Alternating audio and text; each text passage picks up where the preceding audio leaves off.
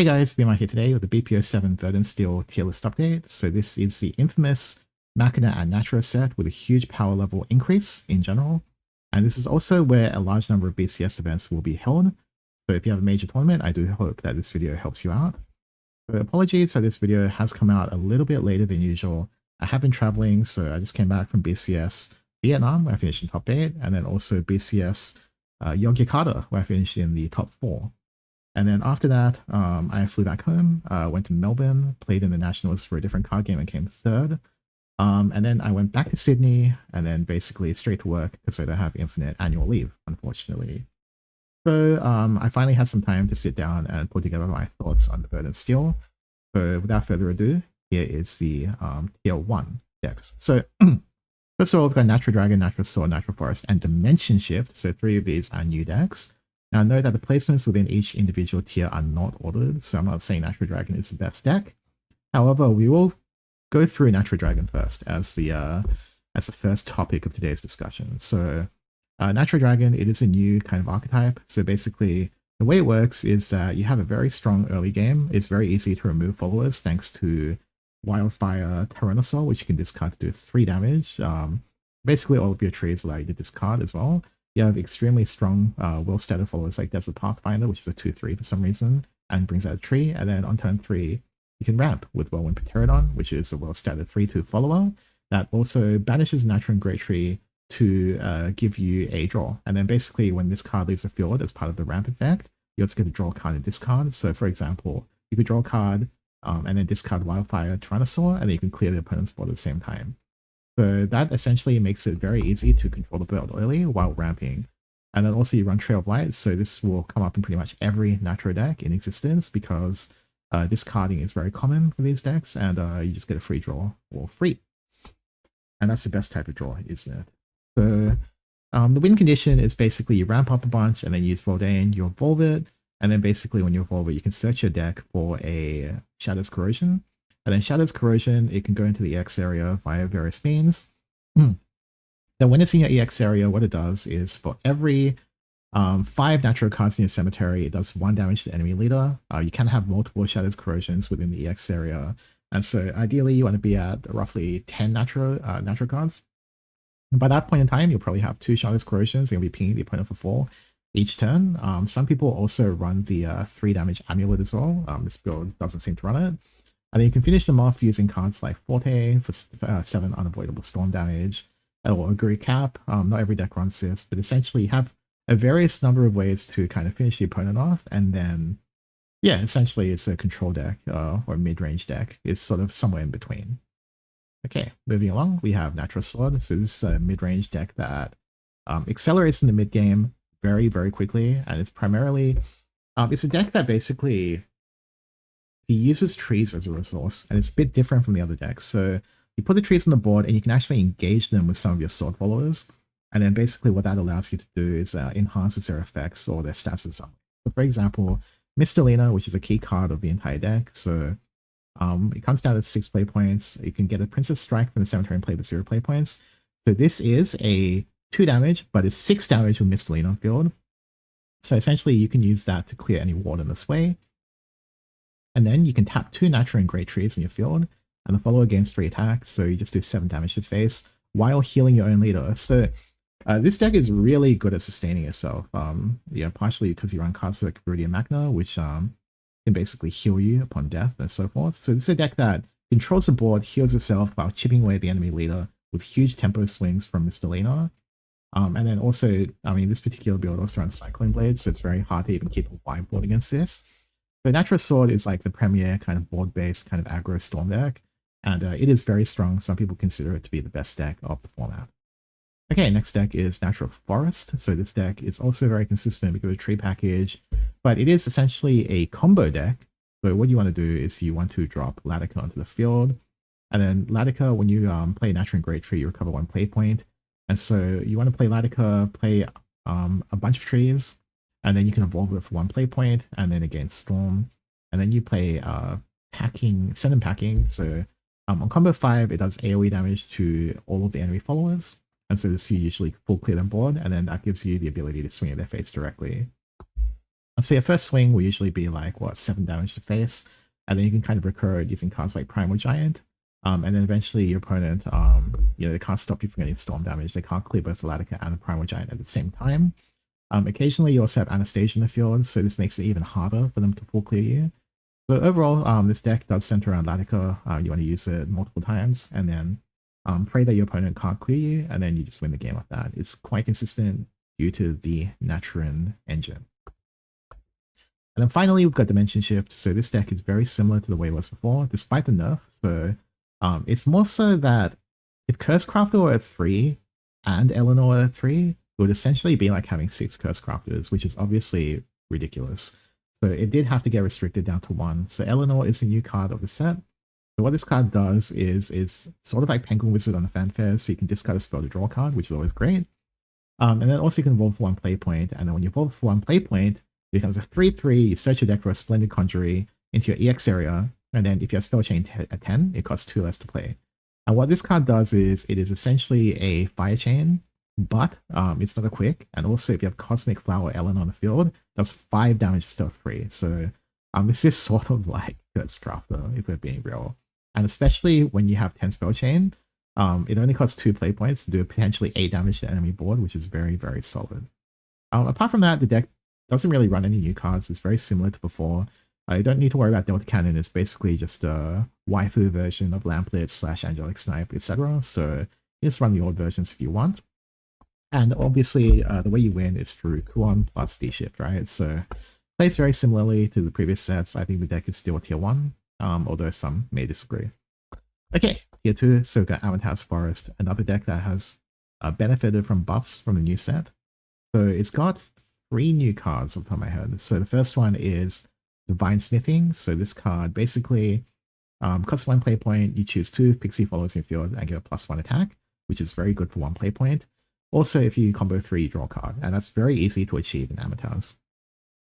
And then the next card that is new is Blossom Spirit. So, I mean, obviously 2/3 is not a great stat line for, the base follower, but where it's very strong is that you can evolve it for 1 play point, and then it becomes a 3/4, and if you have 3 EX cards in your EX area, it does 4 damage to an enemy follower, which is obviously insane because a lot of followers are 4/4 at that stage of the game, and it's very easy to get 3 or more cards in the EX area, since Fairy Circle by itself already gives you 3. So your mid game is stronger as a result, and then even your late game is buffed because you have Cynthia Queen's Blade. So this is like your finisher in a way. It's like your 4th, 5th, 6th copy of Amataz. Basically, you put a Fairy within the EX area, which you can play immediately if you want to. All of your Pixie tokens gain +2 attack, and they have Storm and Assail. So this is a very strong kind of control the board or go all face, up to you. Overall, Amataz, it definitely has become stronger, but I mean, there's a few issues with it. Firstly, not as much Kuon to prey on, and then also the other decks have gotten stronger as well. Okay, next deck, Control Abyss. So Control Abyss, it's only really gotten 1 new card, but that 1 new card is actually quite strong for strategy. Sorry, 2 new cards, sorry. So this one does seem a little underwhelming at first glance, Colorful Cork, but it does do a lot. So essentially, you no longer have to run Wings of Lust, which makes you lose HP in a deck that wants to stay high in HP. So essentially what this deck card does is it gives you a Natura and Great Tree token into your field, and you heal for 1, and then that Natura and Great Tree, basically you're just casting it for 1 play point to bury it, and then you can draw a card and discard a card. And that is great because traditionally you might have had issues with getting cards like Israfil out of your hand, but now that type of problem no longer exists. So it increases your consistency for Death Breath while healing you, and it only costs you 1 play point. So that's a pretty big buff in itself. And then the Blum is also a huge buff. So this card's a 2/2, it buries the top card of your deck, which is always good for a deck like this. But the true strength is when you reach Necrocharge 10, and then basically when you evolve it, it does 4 damage to an enemy follower, 2 if it's not Necrocharge 10. So that scales to late game pretty well too. And apart from that, it's pretty much the same deck as it always has been. Gensetsu late game and Israfil late game. Not every deck can deal with that type of value. Next deck is Machina Haven. So this one is a control deck. It does have an interesting mechanic. So basically, you want to stack your EX area with a bunch of Machina cards. And then basically, your new key follower is kind of Luminia. So this card costs 7 to evolve, so 10 play points to get the Evo, less you have Evo point. However, it does have the effect where it puts a repair mode into your EX area, and then also I'm banishing repair modes from the X area, and you can banish as many as you want. You can reduce the cost of the Evo by 1. So potentially, if you have 4 repair modes and you play this, you get a 5th one, and you can basically banish all 5, and then the Evo only costs 2. And you might be wondering, why would I go through so much effort? Well, because this card on Evolve, it sort of does Demis's Decree, but only to the enemy field, and also you get to pay 0 play points and then activate it and get a Machina follower that costs 2 or less from your cemetery and summon it, which is great because you can get cards like Robo Falcon, which has Storm, and then it adds the repair mode into your EX area. So overall, this deck is pretty grindy. It has a pretty good late game, I guess, but I mean, I guess the issue is how do you get to late game? Not always so simple, I would say. And plus, it has very little interaction with the enemy turn. So essentially, you're relying on your opponent kind of not OTKing you when you have no access to quicks. But overall, I think the deck's okay. Pretty grindy, has a good late game. Yeah, I mean, Machina Haven for you. Next deck is Machina Abyss. So everyone's favorite waifu, robot waifu, I should say. So mono. Basically, the way this deck functions is the centerpiece is mono. So you would have 5 Machina followers in the field in order to evolve it. The card itself is usually considered 2 Machina cards due to this activatable effect, which gives you an assembly droid. And then also you can use Alpha Drive. So Alpha Drive can be a 1 play point and bring back mono. You do need Alpha Drive to actually get the combo off in the first place. So when you have 5 Machina followers, you evolve it. And then when you evolve it, you can banish the Alpha Drive from your cemetery plus 2 play points. All of your Machina followers gain +2/+2 and rush. And also, mono can swing face for 7 damage if your opponent has no removal. I would say if you're playing against this deck, make sure to be very, very much aware that it's very easy for them to clear wards with this deck. And then also 7 damage to the face if you're not careful against mono. And then you have to spend all of your time trying to clear the board that was buffed by mono on the following turn. In which case, the mono player can kind of grind you out using Techno Lord. Or second mono, so that's sort of how the deck works. Okay, cool. So cool Idolmaster, no pun intended. So basically this deck is very similar to how it was in the previous expansion. So there are absolutely no new cards, it's pretty much the same build as before. You know, aggro them early, get heaps of Storm Valley in the mid game, and then basically kill them. This is pretty much the last set, I think, where this deck is still particularly viable. But it is a solid tier 2 contender, you know, strong aggro deck, and if you're already invested into it from the previous set, no reason you can't play for this set. And then finally we've got the tier 3 deck, so Disdain Dragon, I put it in there just as, I've heard it's okay, but I don't have a deck list, so I don't see why you'll play that over Natura Dragon unless you're on a budget. Okay, Egg Haven, so this deck, it did get buff in this set as well. So, Egg Haven, basically this deck, So, it's pretty much the same as it was before in terms of playstyle. So it does have 2 new Idolmaster cards, and the only reason they're here is because they're slightly better goblins with bonus effects, but you don't have to worry too much about them. Mainly you're just playing them in turn 2, and then, you know, if the opportunity arises to use the bonus effects, go ahead and use them. And then aside from that, you're tempoing out early using cards like Demonic Epitaph, and then in the kind of mid-late game, you have access to a new card called Dark Bishop. So this is essentially like another 3 copies of T-Time. So what it does is when you evolve it, it searches the top 5 cards of your deck, and you can summon either a Fable Follower that costs 5 or less, which could be Pinion Prince, for instance, or a Dial, or a Death. And then you can also bring out an Amulet, so that could be T-Time. So basically, this card just adds a little bit of late game potential and also kind of consistency. So Egg Haven, you know, one last hurrah, I guess you could say. Still a good deck. And then finally we've got Machina Rune. So Machina Rune, this deck, sorry, is kind of a mid-range control-y deck. I would say it's mostly control. So basically, it's very easy for you to clear the opponent's board using this deck. So Mecha Staff Sorcerer can banish a Machina card and basically ping something at the face of the earth. You know, Demonic Demon Caller, obviously a strong tempo card. Displace a bot. Basically, when you evolve this, it does 2 damage to an enemy follower multiplied by the amount of Machina cards in your EX area. You've got Tetra, so Tetra is another good one. So it reduces the cost of everything in the EX area by 1. And then every time you play a Machina card, it does 1 damage to an enemy follower. So essentially this deck, it's able to clear boards very easily. And then you kind of grind them out using Techno Lord and Belphomet. The only issue that this deck experiences is that it has no real interaction during the enemy turn. So you're aiming to clear the board every turn and then putting up your own board. But for example, if the opponent wants to kind of go for a huge storm swing at you, you can't really do anything about it. So hopefully you have enough like kind of poke damage, and then you don't take any of their poke damage, and then it should be enough. But I mean, obviously Machina Rune, a tier 3 deck, but still fun to play if that's what you're after.